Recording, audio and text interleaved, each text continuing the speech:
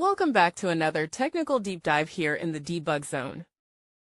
Today we're tackling a big question and breaking it down with insights from other users.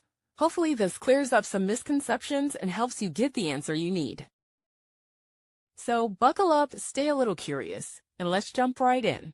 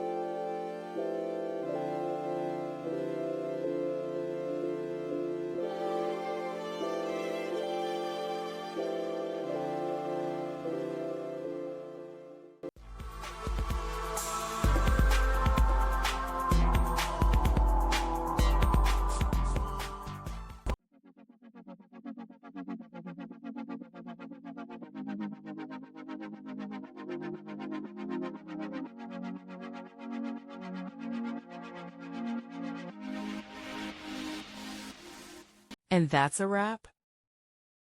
I hope you found the answer you were looking for.